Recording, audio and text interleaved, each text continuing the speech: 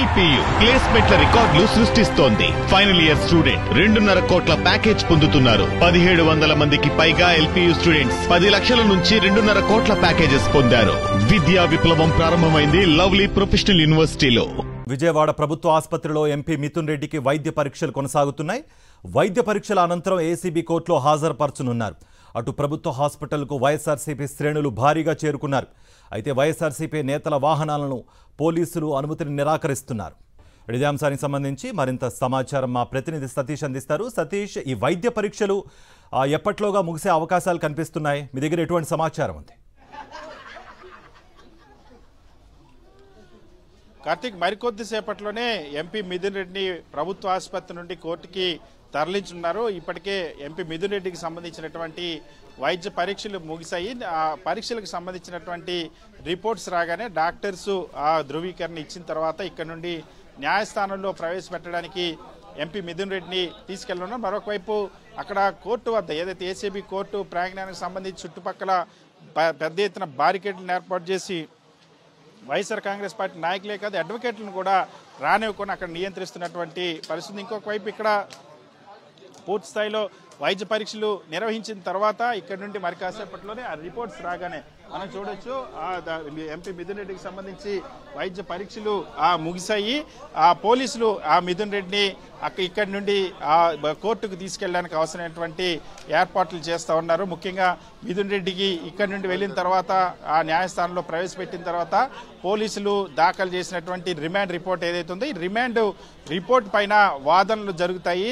ఆ మిథున్ రెడ్డి తరపున న్యాయవాదులు, మరొకవైపు సిట్ తరపున న్యాయవాదులు కూడా వాదనలు జరిగిన తర్వాత న్యాయమూర్తి రిమాండ్ పైన ఒక నిర్ణయం తీసుకుంటారు. అయితే ఇప్పటికే దీనికి సంబంధించి చాలా స్పష్టంగా ఎంపీ మిథున్ రెడ్డి ఆయన కుటుంబ సభ్యులు కూడా చెప్పారు. ఇది పూర్తిగా రాజకీయ కక్ష సాధింపు కేసు మాత్రమే. రాజకీయంగా తమను ఇబ్బంది పెట్టడం కోసం ముఖ్యంగా ఎప్పుడు చంద్రబాబు అధికారంలోకి వచ్చినా సరే ఎంపీ మిథున్ రెడ్డిని కేసులు పెట్టి జైల్లో పంపడం అన్నది ఒక ఆనవాయితీగా మార్చుకున్నటువంటి పరిస్థితి. గతంలో కూడా 2014-19 మధ్యలో కూడా చంద్రబాబు ప్రభుత్వం మిథున్ రెడ్డి పైన ఎయిర్పోర్ట్లో ఒక గొడవ జరిగితే మిథున్ రెడ్డి కొట్టారంటూ జైలుకు పంపించారు. ఆ రోజు తప్పుడు స్టేట్మెంట్లు, తప్పుడు వాంగ్మూలాలతో అరెస్ట్ చేసి తర్వాత ఆ స్టేట్మెంట్లు ఇచ్చిన వాళ్ళే కోర్టు ముందుకు వెళ్ళి మమ్మల్ని బెదిరించి స్టేట్మెంట్లు ఇప్పించారనే అంశాన్ని స్పష్టం చేయడంతో ఆ కేసులు కొట్టేశారు. సో ఇప్పుడు కూడా అదే తరహా జరుగుతోంది.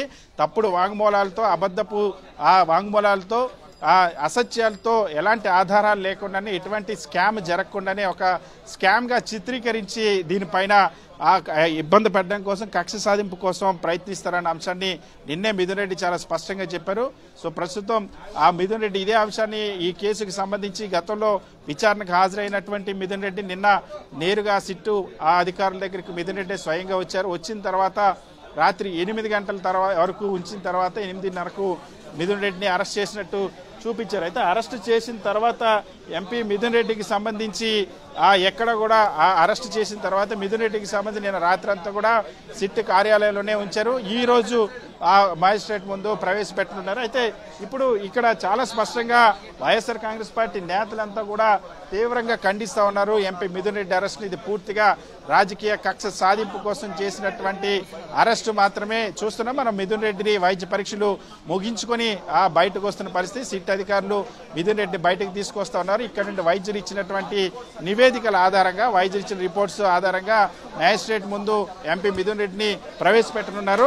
సో మిథున్ రెడ్డికి సంబంధించి ఇక్కడే మనం చూస్తున్నాం. మిథున్ రెడ్డి బయటకు వచ్చారు. మిథున్ రెడ్డిని ఇక్కడ నుండి నేరుగా కోర్టుకు తీసుకెళ్తారు. కోర్టులో ఎంపీ మిథున్ రెడ్డిని ప్రవేశపెడతారు. కోర్టులో ప్రవేశపెట్టిన తర్వాత ఏదైతే రిమాండ్ ఆ రిపోర్టు దాఖలు చేస్తారో పోలీసులు, ఆ రిమాండ్ రిపోర్టు పైన విచారణ జరుపుతున్నారు. రిమాండ్ రిపోర్టు పైన విచారణ న్యాయమూర్తి రిమాండ్కి సంబంధించి నిర్ణయం తీసుకున్నారు. సంబంధించినటువంటి కేసులో ఇది పూర్తిగా తప్పుడు వాంగ్మూలాలతో, తప్పుడు స్టేట్మెంట్తో పెట్టినటువంటి ఒక అక్రమ కేసు అని మిథున్ రెడ్డి స్పష్టంగా చేసి చెప్పారు. అదేవిధంగా అధికారులు కూడా ఎవరైతే వైఎస్ఆర్ కాంగ్రెస్ పార్టీకి సంబంధించిన నాయకులు కూడా స్పష్టం చేశారు. మిథున్ రెడ్డిని ప్రస్తుతం ఇక్కడ నుండి తీసుకెళ్లారు. మిథున్ రెడ్డిని మరి కాసేపట్లో ఆ కోర్టు ముందు ప్రవేశపెట్టనున్నారు.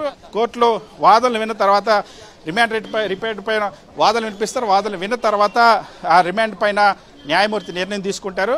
ముఖ్యంగా ఈ కేసులో మిథున్ రెడ్డికి సంబంధించి గతంలో విచారణకు హాజరైనప్పుడే చాలా స్పష్టంగా ఇది అక్రమ కేసు అని చెప్పారు. నిన్న కూడా చెప్పారు రాజకీయ కక్ష సాధింపు కోసం పెట్టిన కేసు అని, దీన్ని ఖచ్చితంగా ఎదుర్కొంటామన్న అంశం చెప్పారు. సో వైఎస్ జగన్మోహన్ రెడ్డి చుట్టూ ఉన్నటువంటి క్రియాశీలకమైనటువంటి నాయకులందరిపైన కూడా ఏదో ఒక విధమైన కేసు పెట్టి ఇబ్బంది పెట్టాలన్నటువంటి ఒక ఆలోచన ప్రభుత్వం అమలు చేస్తుంది. అందుకోసమే సిట్ కేసు ఇది ఒక బోగస్ కేసు అని వైఎస్ఆర్ కాంగ్రెస్ పార్టీ నేతలంతా మండిపడతా ఉన్నారు. సో మరి కాసేపట్లో ఎంపీ మిథున్ రెడ్డిని మ్యాజిస్ట్రేట్ ముందు ప్రవేశపెట్టనున్నారు. కార్తీక్, సతీష్, అంటే ఒకటే వినిపిస్తోంది, ఎందుకంటే టీడీపీ అఫీషియల్ సోషల్ మీడియాలో ఆల్రెడీ 8:20 మిథున్ రెడ్డి అరెస్ట్ అయిపోయారు అన్నట్టుగా కూడా ఒక వార్త సర్క్యులేట్ అయింది. వాళ్ళకి ముందే ఎలా తెలుసు అరెస్ట్ 8:45 జరిగింది, 8:20 వీళ్ళ ఎలా అరెస్ట్ అయ్యారని రాస్తారు అన్నట్టుగా కూడా వైఎస్ఆర్సీపీ నేతలు చెప్తున్నారు. మరి ఇదంతా ఒక ప్రీ ప్లాన్డ్ ప్రకారమే జరుగుతోంది, పైనుంచి ఇది ఒక స్క్రిప్ట్ ప్రకారమే జరుగుతోంది అన్నట్టుగా కూడా ఒక ఆరోపణ చేస్తున్నారు. మరి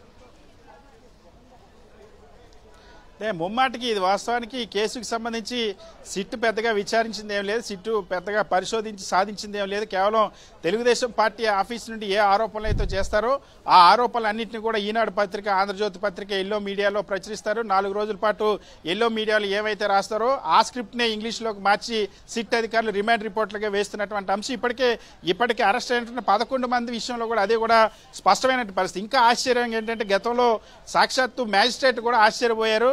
ఎంపీ ఎవరైతే మాజీ ఐఏఎస్ అధికారి ధనుంజయ రెడ్డి, అదేవిధంగా ఓఎస్డీ కృష్ణమోహన్ రెడ్డి అరెస్ట్ చేసిన సందర్భం వేసిన రిమాండ్ రిపోర్ట్లు అయితే కేవలం పేరు, అడ్రస్ తప్ప మొత్తం రిమాండ్ రిపోర్ట్లో ఉన్నటువంటి కంటెంట్ అంతా సేమ్ ఒకటే వేసినటువంటి పరిస్థితి. అంతకుముందు ఎల్లో పత్రికలు ఏవైతే వచ్చిందో వాటిని రిమాండ్ రిపోర్ట్లకు వేసిన పరిస్థితి, ఒకే లెటర్ని ఇద్దరికి కూడా రిమాండ్ వేసినటువంటి పరిస్థితి.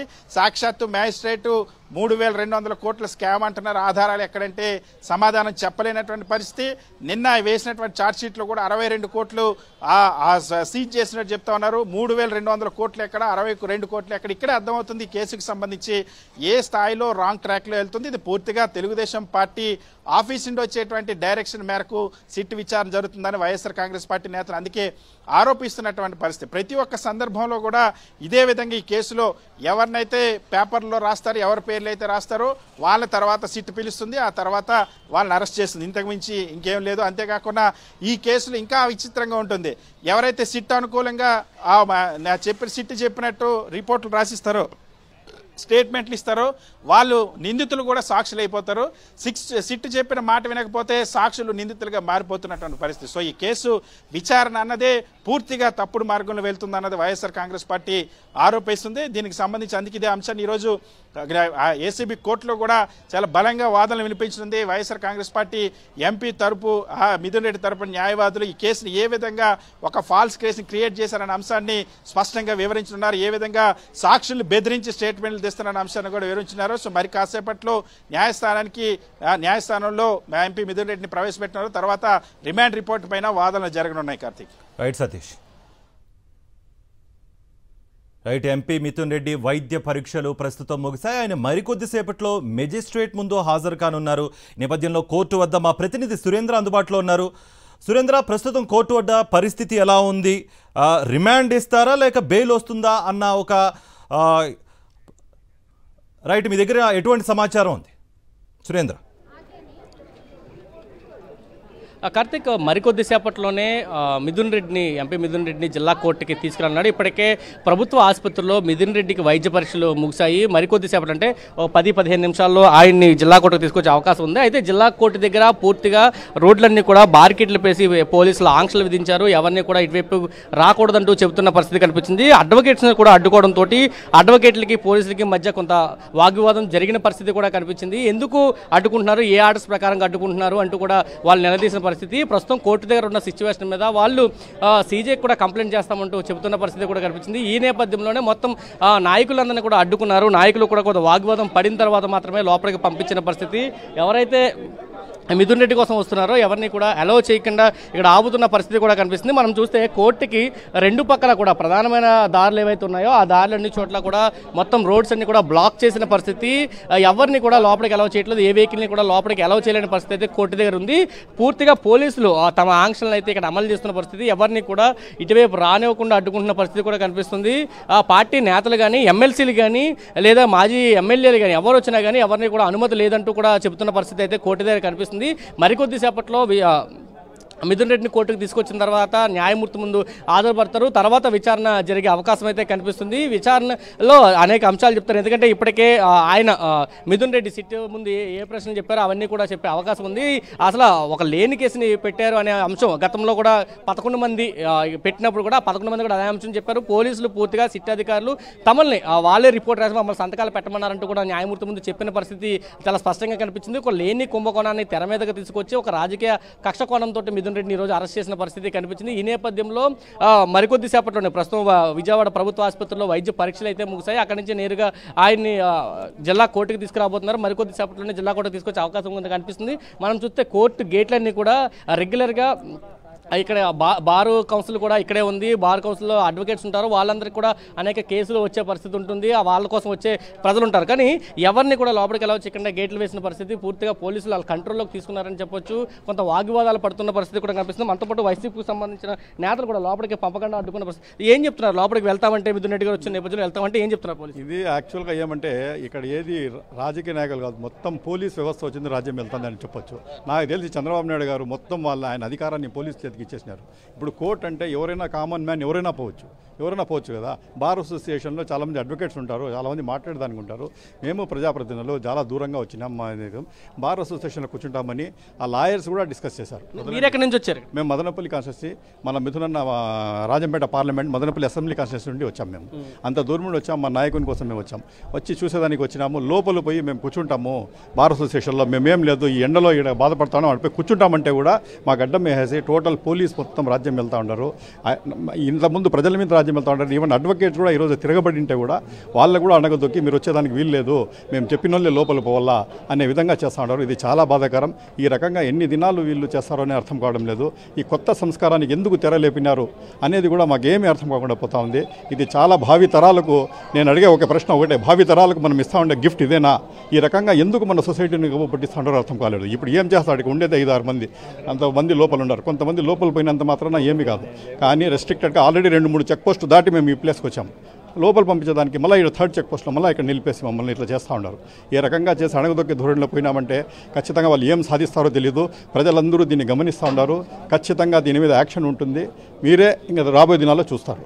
ఇది చెప్తున్నారు. పూర్తిగా వచ్చే నాయకులందరినీ కూడా ఇక్కడ అడ్డుకునే పరిస్థితి అయితే చాలా స్పష్టంగా కనిపిస్తుంది. ఎవరిని కూడా లోపలికి వెళ్ళకుండా గేట్ల దగ్గర పూర్తిగా గేట్లు లాక్ చేస్తున్న పరిస్థితి. ఇప్పటికే కోర్టు గేటు దగ్గర రావడానికి 3 చోట్ల చెక్ పోస్టులు దాటుకుని రావాల్సిన పరిస్థితి. ఎందుకు ఎంత ఈ విధంగా ప్రవర్తిస్తున్నారంటూ వైసీపీకి సంబంధించిన నేతలు కూడా ప్రశ్నిస్తున్న పరిస్థితి కనిపిస్తుంది. ఖచ్చితంగా తమ లోపల పంపాలి. ఎందుకంటే ఎక్కడి నుంచో మిథున్ రెడ్డి గారిని చూడడం కోసం ఇక్కడికి వచ్చాము. మదనపల్లి ఇన్ఛార్జిగా ఆయన ఒక పార్టీ ఇన్ఛార్జిగా ఉన్నారు ఆ నియోజకవర్గానికి. ఆయన్ని కూడా ఇక్కడ అడ్డుకున్న పరిస్థితి. ఎవరిని కూడా లోపలికి పంపలేని పరిస్థితి కోర్టు దగ్గర కొనసాగుతుంది అని చెప్పొచ్చు. మరొక 10 మినిట్స్లోనే మిథున్ రెడ్డి ఇక్కడికి రాబోతున్నారు. పోలీసులు పూర్తి భారీ భద్రత మధ్య మిథున్ రెడ్డి తీసుకొచ్చిన పరిస్థితి కనిపిస్తుంది. ప్రభుత్వ ఆసుపత్రిలో అక్కడ ఆల్రెడీ వైద్య పరీక్షలు ఇప్పటికే ముగిసిన నేపథ్యంలో మరికొద్ది సేపట్లోనే విజయవాడ ఏసీబీ కోర్టు న్యాయమూర్తి ముందు మిథున్ రెడ్డిని హాజరుపరిచే అవకాశం అయితే కనిపిస్తుందని చెప్పాలి.